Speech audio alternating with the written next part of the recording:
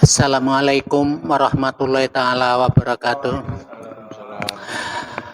Minta izin Kiai,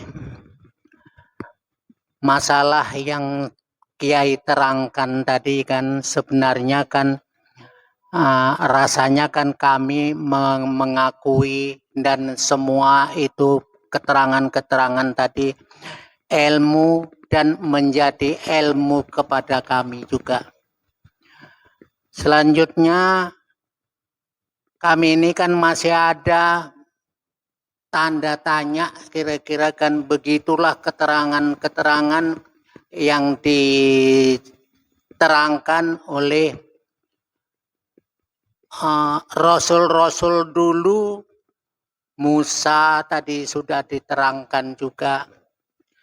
Tapi Musa pernah mencari Tuhan dari perjalanan yang dijalani, bertanya jawab dengan Allah bahwa aku ada di sini, bahwa aku ada di pohon ini. Nantilah kita jumpa di bukit sana, di bukit Tursina, ayolah sana. Jadi sama-sama sampailah ke bukit Tursina. Di sana mau jumpa dengan Allah. Saya ini begitu juga mau jumpa dengan wujud sesuai dengan ilmu yang pernah diterangkan, yaitu wujud itu kan nyata. Jadi nyatanya itu kan Allah itu kira-kira yang mana. Musa sampai bukit Tursina, di sana kan meledak bukit Tursina kan tersungkur Musa tadi kan enggak nampak juga Allah tadi yang mana. Begitu juga kan nabi-nabi yang lain, rasul yang lain, misalnya macam Ibrahim begitu juga kan pada waktu mendirikan Ka'bah, bolak-balik didirikan, sini didirikan, sana runtuh, sini sana didirikan, sini runtuh. Sebabnya apa? Belum memenuhi persyaratan. Ada persyaratannya. Apa persyaratannya? Yaitu korban. Yang dikorbankan yaitu anaknya Ismail. Jadi dari itu kan kadang-kadang kalau kita hayati pertanyaan-pertanyaan antara si Rasul dengan si Allah ini tadi kan ada macam tanya jawab, macam ada dia itu. Tapi tidak wujud juga kita melihatnya. Tidak nyata kira-kira. Jadi kami ini kan menyata juga bagaimana caranya untuk menerima keterangan guru tentang Allah itu adanya tuh bagaimana, begitu. Jadi kalaulah misalnya kan inilah yang sehubungan dengan batas tadi kan, ada dijelaskan tadi kan, matilah yang sebenarnya. Kalau mati yang sebenarnya tak bisa cerita lagi lah kalau sudah mati kan, begitu. Jadi yang macam mana kira-kira kita bisa mengakui bahwa inilah dia begitu. Jadi itulah harapan kami. Itu maka kalaulah misalnya kan pertanyaan kami ini salah, tidak sesuai dengan yang diterangkan tadi, minta maaf lebih dulu. Sekian dan terima kasih. Saya kembalikan kepada Kiai.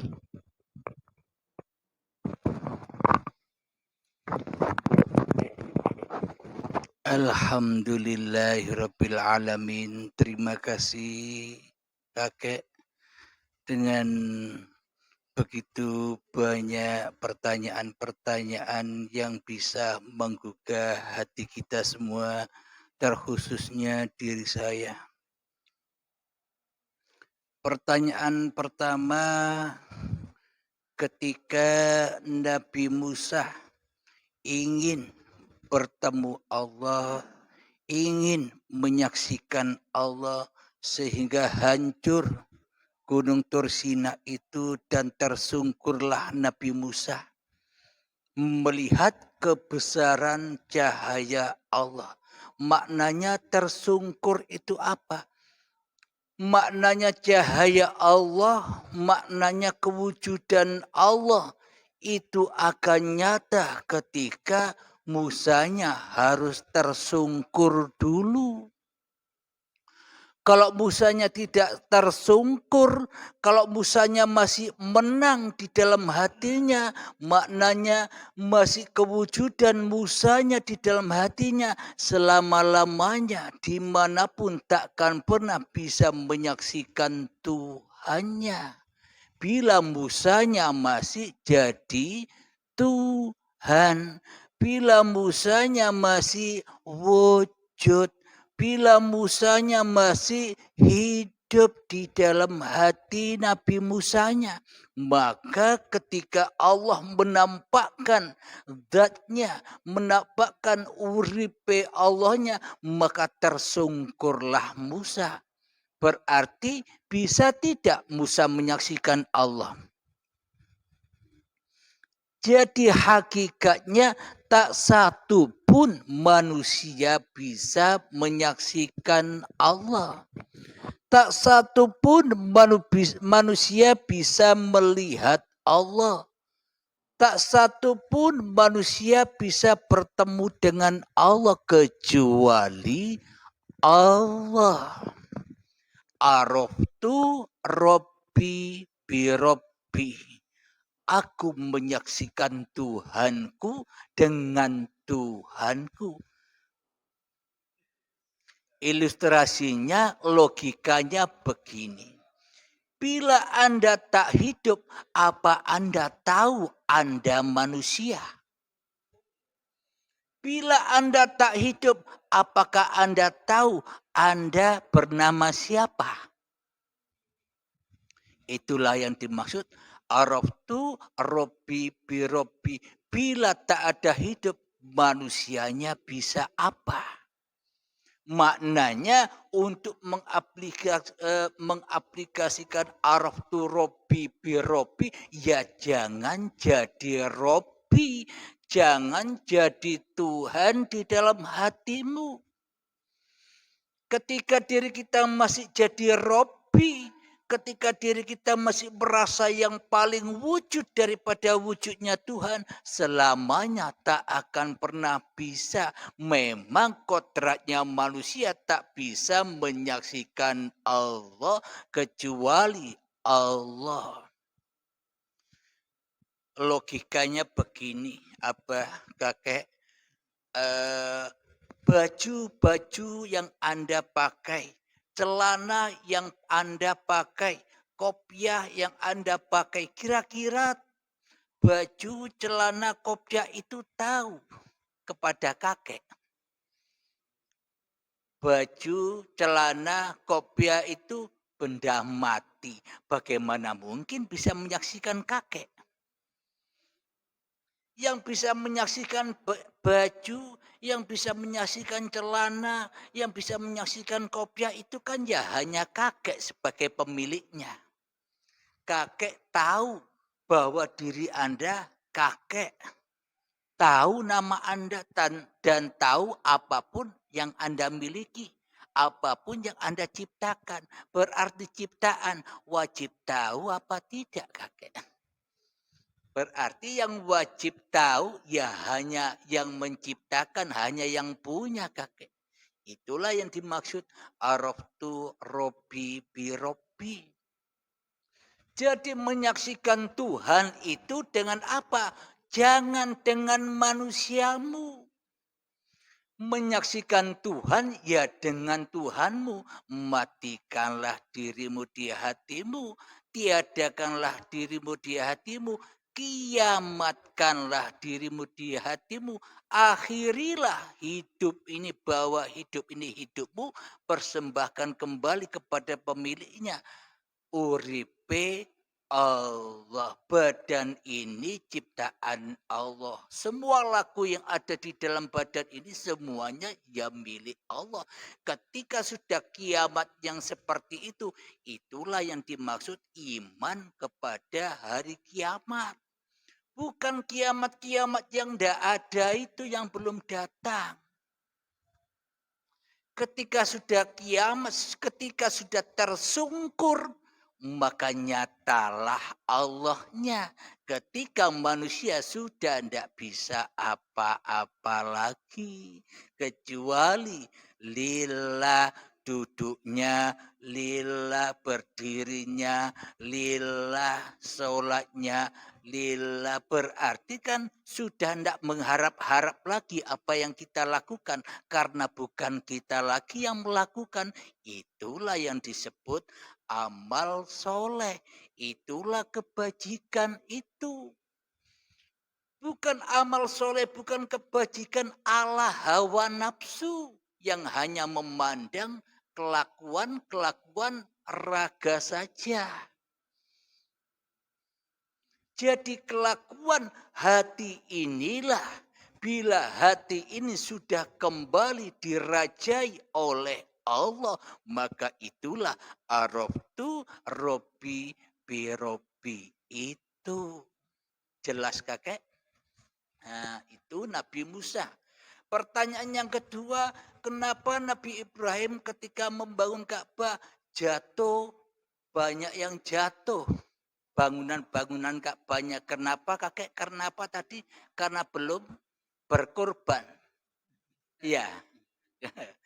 Kan ini jawabannya sesuai yang dipertanyakan kakek tadi. Belum memenuhi persyaratan. Maknanya begini kakek. Dulu kita ibadah, kita sholat, kita tahajud, kita sholawatan, kita berzikir, baca Quran, semuanya jatuh kakek. Jatuh dan jatuh. Kenapa? Karena tidak memenuhi syarat. Karena masih terbelenggu, terbatas, masih dituhani oleh kakek sendiri. Maka jatuh dan jatuh bangunan-bangunan sholatnya, bangunan ibadahnya jatuh. Syaratnya harus apa? Ya harus korban dulu. Dikorbankan kakeknya. Dihadapkan, dikembalikan dengan rela dan ridho kepada Tuhan yang telah menciptakan kakek. Itulah persyaratannya. Agar bangunan-bangunannya itu berdiri tegak. Bisa dipahami kakek? Alhamdulillah sangat mudah kan? Itulah yang dimaksud. Kenapa? Karena selama ini kita selalu jatuh dan jatuh, terbelenggu dan terbatas pengetahuan kita. Kenapa terbatas? Karena masih manusianya yang tahu, ya terbatas. Tapi kalau sudah Allah, uripe Allah yang berkuasa atas manusianya, ya tanpa batas. Tahu kapan kita mati, tahu. Di balik bukit, di balik dinding tahu. Kenapa? Karena kita tidak tahu. Itulah tahunya Allah. Kalau Allah yang mau tahu, buat apa kita cari tahu?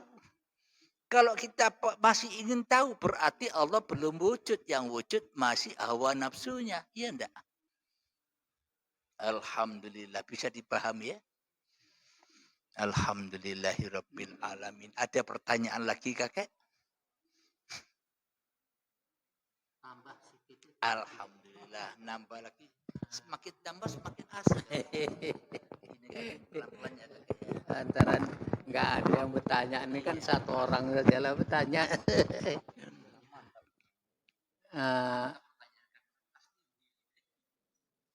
Minta maaf Kiai, ini ada tambahan sedikit. Kami setelah mengaji di sini rasanya lebih mantap lagi, lebih baik kira-kira kan penerimaan di dalam hati ini. Dan setelah di beat setelah kami di Beat ini kira-kira kan ke penerimaan yang kami terima ini, kaji yang kami terima ini kan rasa-rasanya kan lebih baik, lebih mantap. Tapi sesudah itu ada pertanyaan dalam hati ini mengatakan bagaimana kira-kira kan sesudah Beat pekerjaan-pekerjaan sesudah 5 tahun umur, pada waktu itu 15 tahun umur sampai ke 96 ini, itu kesalahan-kesalahan yang telah lalu itu bagaimana Kiai? Kami sekarang ini kan sudah Beat, menurut penerimaan kami sudah lebih baik lah kira-kira kan. Tapi kesalahan-kesalahan yang telah lalu itu bagaimana kira-kira kan, ini minta Kiai terangkan, mohon ampun. Alhamdulillahirabbil alamin. Jadi manusia tak luput dari lembah dosa ketika diri manusianya masih ada di hatinya daripada Tuhannya. Itulah lembah dosa. Tentunya sebelum baiat dulu, maka yang kita lakukan bukan amal soleh, tapi semuanya belenggu-belenggu dosa yang kita lakukan. Solatnya dosa, fawailul lil musallin, celaka bagi orang-orang yang solat, alladzina hum an solatihim sahun, orang yang lalai dalam solatnya, lalai mengembalikan solatnya, lalai mengembalikan ibadahnya. Dari siapa semua itu datang? Jadi yang kakek pertanyakan, bagaimana dosa-dosaku yang dulu? Ya kakek. Alhamdulillahirabbil alamin. Ketika sudah berbaiat, maka kakek waktu itu sudah rela, sudah ridho bahwa hidup ini, bahwa nyawa ini, bahwa jiwa ini, bahwa hati ini, bahwa roh ini, semuanya kan hanya milik Allah kakek. Ketika Anda sudah sadar ketika baiat bahwa hidup ini Allah,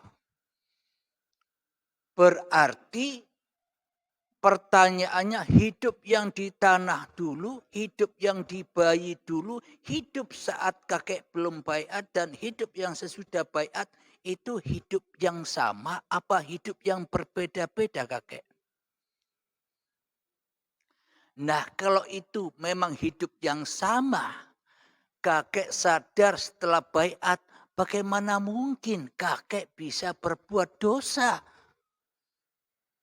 Sementara kakek tidak bisa apa-apa. Ya kan? Dosa itu ada ketika kakek masih merasa paling wujud dari wujudnya Tuhan. Paling nyata dari nyatanya Tuhan. Paling hidup dari hidupnya Tuhan. Itulah lembah dosa kakek. Jadi semuanya serba dosa. Duduknya berdosa, berdirinya berdosa, makannya berdosa, hubungan suami istrinya zina, sholatnya berdosa, ibadahnya berdosa. Kenapa? Karena kakek masih bangun menjadi Tuhan di dalam hati kakek. Allahnya ndak ada, Allahnya goib, Allahnya Adam. Berarti selama ini kan kita jadi musuhnya Allah, bukan? Kita memusuhi Allah di dalam sholat kita. Kita memusuhi Allah di dalam ibadah-ibadah kita. Kita memusuhi Allah di dalam kita mencari rezeki. Semua kita yang berkuasa. Berarti bila kakek sudah sadar, ketika sudah baiat, sudah sadar bahwa tak ada hidup kecuali Allah, mana ada dosa apalagi kakek? Wong kakeknya sudah ndak ada, ya hancur pula lah dosa-dosa itu. Hancur pula amal kebaikan yang selama ini kakek unggul-unggulkan, kakek bangga-banggakan, kakek mulia-muliakan pun juga hancur. Kosong. Di dalam ruhullah, di dalam uripe Allah. Kalau sudah hancur sebuah kiamat, berarti dosa-dosa juga hancur juga kan kakek? Sesebutan apapun bakal hancur kecuali Allah. Berarti mana mungkin kakek bisa berbuat dosa. Sedangkan kakek tidak ada. Yang ada hanya Allah. Iya kan? Pegang tongkatnya kakek. Masih ingat tongkatnya? Alhamdulillah. Kalau sudah pegang tongkatnya, aman-aman wae kakek. Kenapa? Karena tongkat itu dipegang oleh sang dalang. Seperti pewayangan kan ada tongkatnya untuk menggerakkan wayangnya.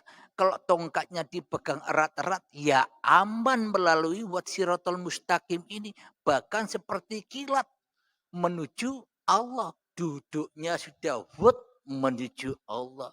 Berdirinya menuju Allah. Sholatnya menuju Allah, ya kan kayak itulah yang dimaksud lillahi ta'ala yang selama ini kita buta. Apa maksud lillahi ta'ala? Supaya kita bisa pulang kepada Allah, tidak pulang kepada setan. Paham gak kek? Alhamdulillahirabbil alamin. Kira-kira ada pertanyaan yang indah lagi kakek? Pertanyaan kakek indah-indah. Subhanallah, meskipun usia 96 kakek ya. Tapi kalau sudah berbicara lantang seperti umur 15 tahun. Suaranya pun masih indah. Tidak seperti saya, seperti orang tua suaranya. Berat. Ayo kakek, ada lagi kakek yang masih mengganjal-ganjal?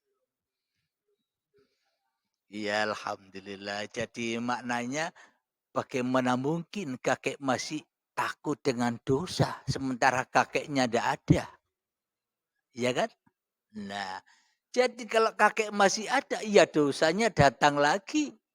Maka tiadakan diri kakek, maka lepas dari belenggu-belenggu yang terbatas tadi kakek. Menuju alam yang tanpa batas. Pegang tongkatnya, itulah alam tanpa batas. Siapa? Uripe Allah yang maha luas. Makanya orang yang masuk surga itu amat sangat langka. Kenapa? Di dunia ini banyak orang mayoritas hanya mencari dunia daripada mencari Tuhannya. Maka orang-orang yang sudah kembali kepada Tuhannya, itulah ruang yang tanpa batas, meliputi segala sesuatu. Tidak terbelenggu lagi. Alhamdulillah, bisa dipahami kira-kira kakek? Alhamdulillah. Ayo ucapkan terima kasih kakek. Ini mic-nya kakek. Nah.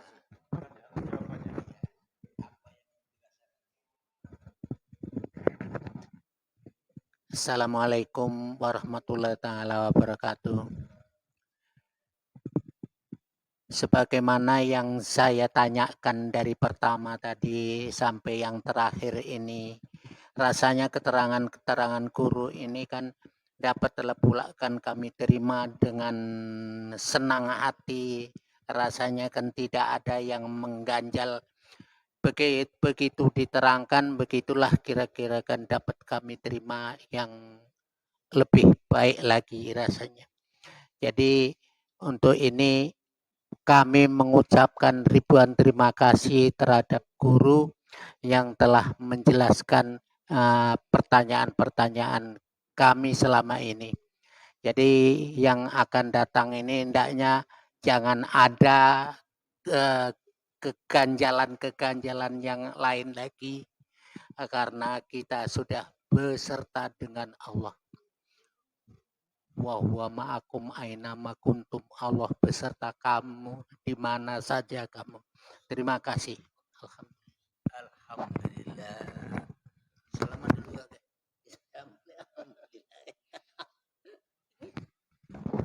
Alhamdulillahirabbil alamin. Semoga kita semua, khususnya diri saya, bisa menjalankan apa yang sudah diperintahkan Allah, terkhususnya lewat Al-Quran, dan apa yang diperintahkan para nabi-nabi, terkhususnya Nabi Muhammad Sallallahu Alaihi Wasallam, yang mana iman yang ada pada diri kanjeng Nabi Muhammad sudah diterangkan dengan jelas-jelasnya, bahkan diabadikan di dalam Al-Quran. Muhammad bukan kau yang lempar, berarti Muhammadnya harus ada apa ndak ada. Berarti Muhammadnya kan harus ndak ada, yang ada hanya Allah. Itulah cermin imannya Nabi Muhammad dan para nabi-nabi terdahulu, agar kita juga termasuk Rasulnya Allah, bukan Rasulnya hawa nafsu lagi. Alhamdulillahirabbil alamin. Bila sudah tak ada pertanyaan lagi, semoga kita semua diberikan kesehatan, kelancaran rezeki, sehingga barokah kehidupan ini bisa selalu dan selalu meniti selamat melewati wat siratal mustaqim kehidupan ini. Amin ya rabbal alamin. Akhir kalam. Assalamualaikum warahmatullahi wabarakatuh.